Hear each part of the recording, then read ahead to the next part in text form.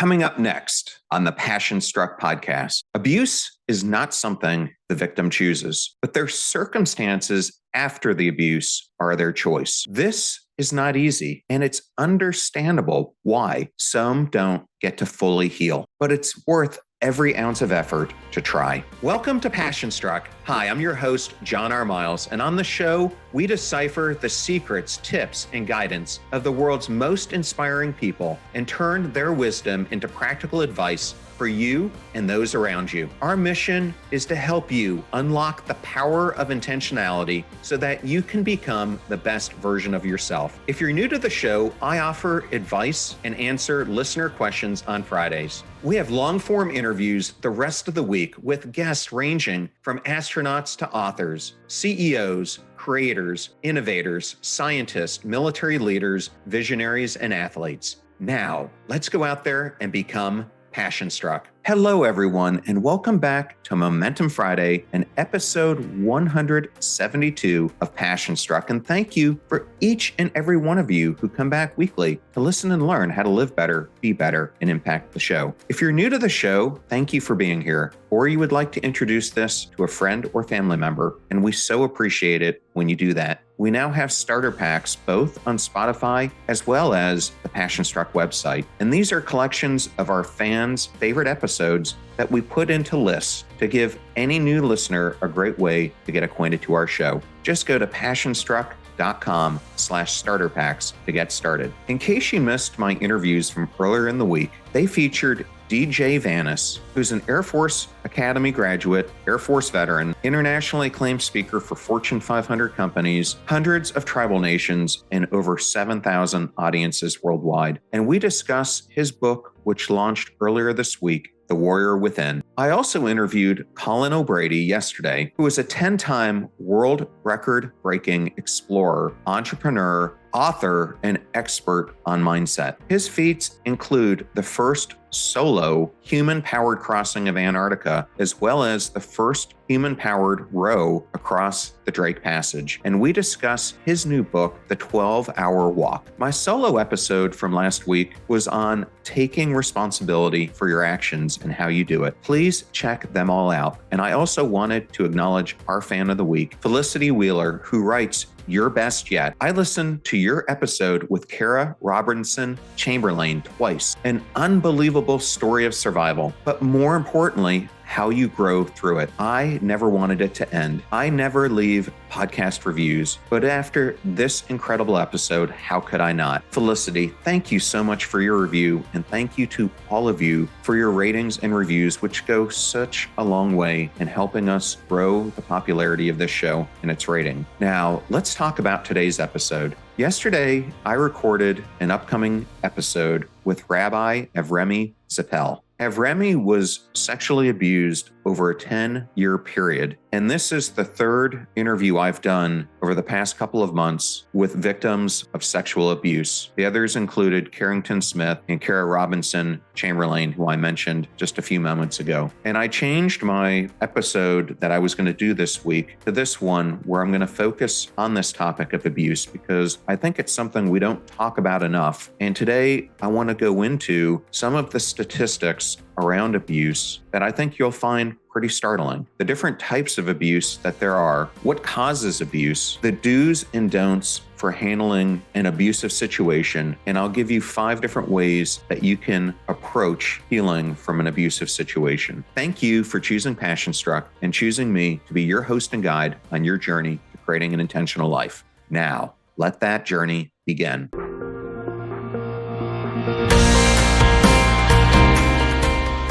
Many people go through life today with deep, unhealed wounds they've suffered from previous traumatic experiences, which were caused by abuse. If you look up the topic of abuse on the internet, you will find that it's a widespread issue that has touched and still touches many, many people, both children as well as adults. Abuse has been experienced by everyday people and celebrities alike. Let's just talk about a few of them. Billionaire talk show host Oprah Winfrey suffered physical as well as sexual abuse from a cousin and a family friend growing up. Singer Christina Aguilera was physically and emotionally abused by her father during her childhood. Iconic actress Charlize Theron suffered from an abusive father who often would say that he wanted to kill his entire family. Film producer Tyler Perry, in his youth, suffered from physical abuse from his father and sexual abuse from several adults. Rock legend Ozzy Osbourne was sexually molested frequently by two mates while he was in high school, and there's so many more examples, unfortunately. The many people we know who've experienced abuse only account for those who have publicly talked about it. Imagine how many more stories that we haven't heard. This shows just how widespread this issue is and why I decided to do this episode to bring awareness to this topic. There are numerous adverse effects for those who have yet to heal from the effects of going through this abuse, and it is only after they have healed that they can truly live a wholesome life. Today's episode is about this need to heal and the necessary steps to take to heal. Let us now look at what abuse encompasses and how it happens. In the context of this episode, abuse entails any action done to harm a person physically, psychologically, or both, which is the case most of the time. It comes in many different forms, and I'll just go through four of them here. The first is verbal abuse, and we've all heard the saying, "Sticks and stones may break our bones, but words will never hurt me." It's a common phrase that expresses indifference to insult or abuse. But the honest truth is that words can, and most often do, hurt. That's why negative words, spoken especially to a child, inevitably negatively impact them, causing them to lack confidence in themselves or even hate themselves. This is why I think author Cassandra Giovanni's tweak of this statement provides such a more realistic perspective. And she writes, "Sticks and stones may break my bones, but your words, they will destroy me." In fact, a 2001 research study found that verbal abuse can drastically increase the victim's risk of getting a personality disorder. Research also shows that it can adversely affect the development of the brain, as well as having harmful physical effects on the child, and these effects all grow with them into adulthood. The second form of abuse is physical abuse. This involves any harmful activities which cause a person to feel pain. It includes kicking, slapping, hitting, biting, and any other physical act that can injure the victim, who may develop cuts, bruises, broken bones, and so on. And physical abuse can also lead to long-term issues. These chronic issues not only affect the victims mentally, often leading to anxiety and depression, but can also lead to heart and digestive problems, eating disorders, and substance abuse. The third type of abuse is sexual abuse. This is another form of physical abuse where the victim is violated against their will, with the perpetrators using force or taking advantage of the victims. Studies show that in most cases, the perpetrators and victims actually know each other. And aside from the health risk that it poses on victims, it also has severe negative psychological effects, which could last a lifetime if they're not dealt with appropriately. Sexual abuse has actually been linked to the development of psychotic symptoms in abused children, and it can have such far-reaching impacts on the behaviors of the victims over the course of their lives. The fourth type of abuse we're going to go into today is neglect. And neglect is something that is often not talked about. It's the ongoing negligence to provide a child's basic needs, and it's the most common form of child abuse. A neglected child is often left famished or soiled without proper clothing, shelter, supervision, or healthcare. Neglect can also lead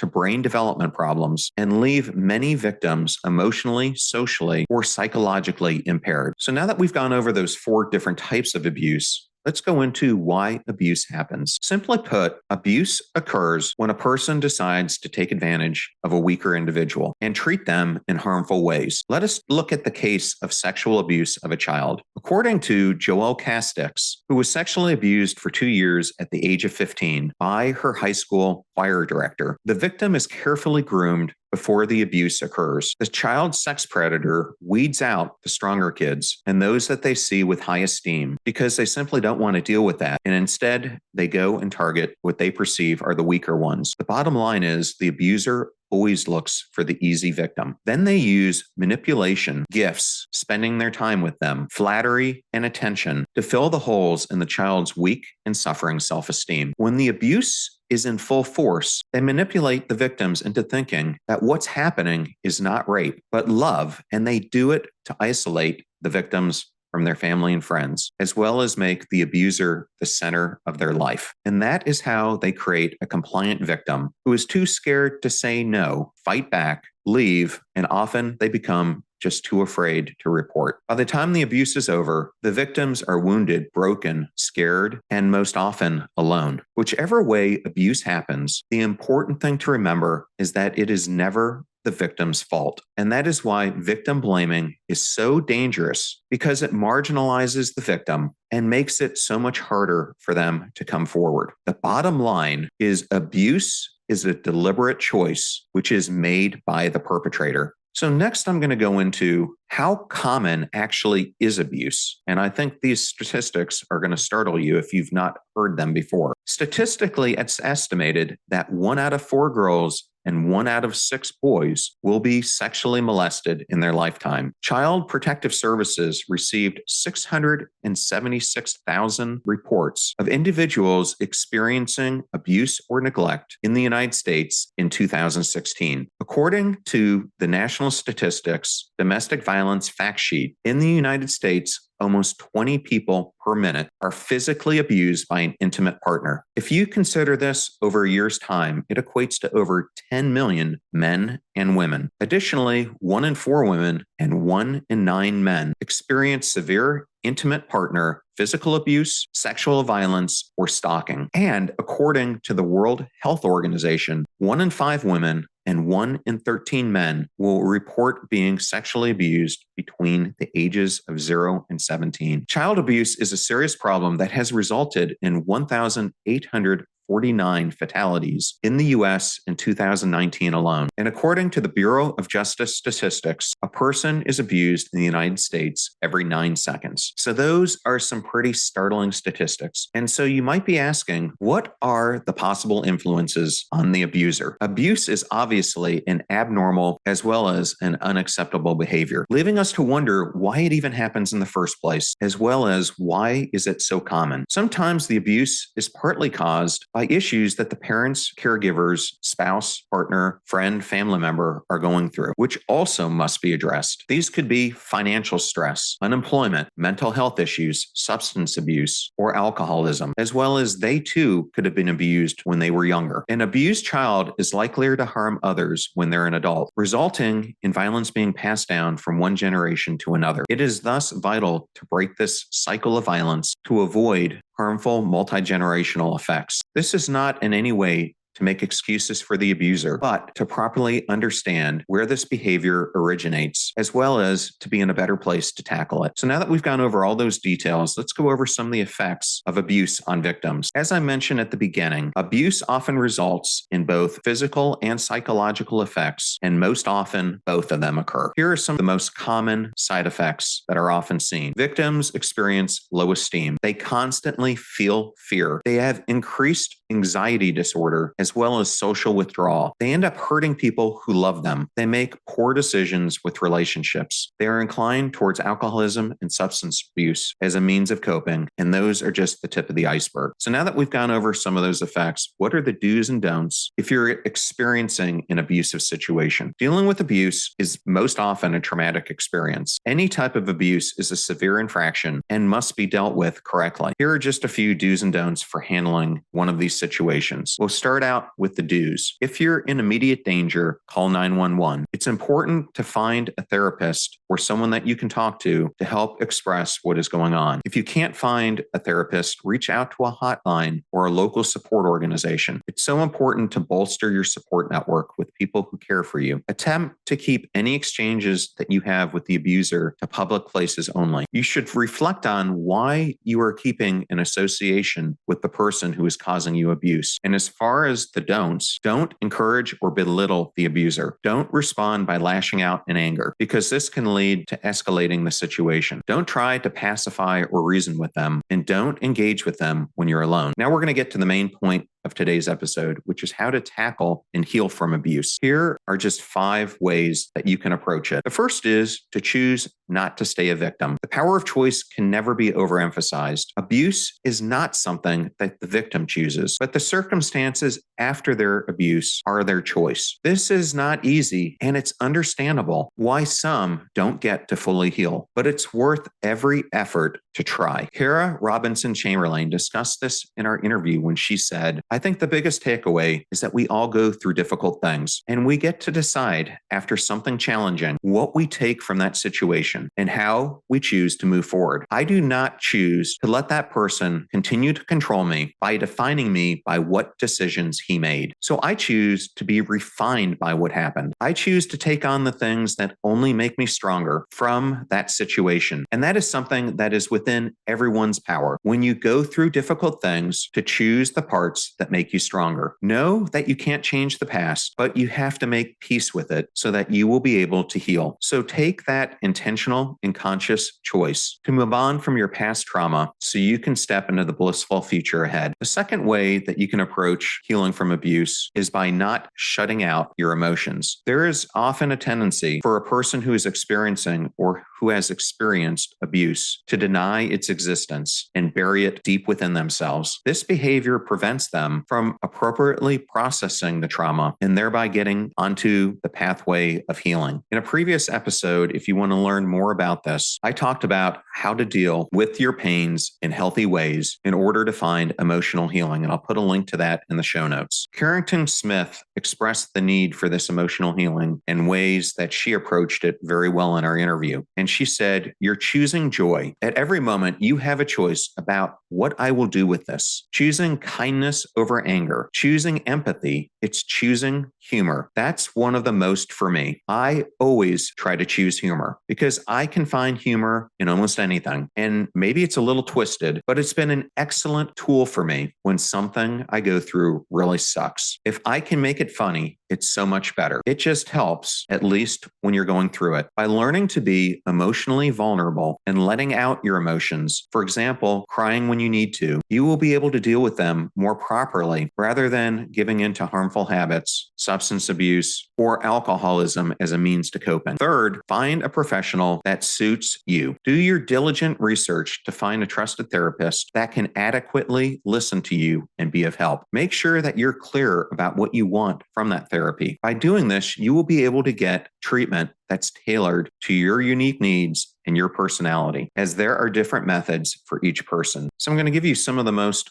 common forms of therapy for abuse and trauma victims. The first is cognitive behavioral therapy, and underneath that, cognitive processing therapy. Both are some of the most common used talk therapy ways to deal with abuse-related issues. And both of these try to improve the relationship between mind and body and try to tackle the stuck points that you feel are holding you back from healing from the experience that you went through. There are also several other things you can do, such as prolonged exposure therapy, and there's a whole new evolution of treatments involving psychedelic drugs, including MDMA, psilocybin, ketamine, and many other forms of treatment. And I covered a lot of these in a previous episode that I did with Jesse Gould, who is the director of the Heroic Hearts Foundation, as well as Dr. David Yaden, who's a professor at Johns Hopkins in their Center for Psychedelic Therapy and Research. The fourth way that you can heal from abuse is to get involved with biofeedback therapy, which is a non-invasive treatment option where patients learn how to control their heart rate, muscle tension, blood pressure, and more. Typically, they're connected with electrodes, which are then monitored by the therapist who are giving the treatments. Through trial and error, patients learn relaxation methods and which ones work best for them. Studies have shown that this method works best as an intermediate state, often before psychotherapy, and it can be very effective at complementing and making other methods work even more. Fifth, practice meditation and breathing exercises. Meditation is something that I just covered in a solo episode just a few weeks ago, and it's a topic that we've brought up here on the Passion Stroke podcast many times. A great episode to check out on it is also the one I did with Dr. David Vago, a professor at Vanderbilt, who is the foremost expert on meditation and mindfulness. And I know either of these can seem like a simple fix, but they provide substantial relief to to those who are trying to recover from abuse, PTSD, as well as anxiety. Although meditation might not provide the same level of treatment as you might get from a professional therapist, it is often a great place to start, especially if you're not yet ready for therapy or you lack the financial means to fuel consistent therapy sessions. I've covered a lot today, and I wanted to say that the purpose of today's episode was to provide awareness around this whole topic of abuse, plus some tips for you on how to handle an abusive situation and heal from it. The most important thing I wanted to convey is to give yourself the time and grace to find yourself again after abuse, because it's a natural tendency to downplay the effects of abuse. And often, as we know, victims beat themselves up either for not healing more quickly or for burying the trauma that's been experienced from an abusive situation, because their abusers have conditioned them to blame themselves. This abuse issue is so vitally important, and healing from its effect, I know, can be long and challenging, but it's always worth the effort, and no two forms of healing are the same.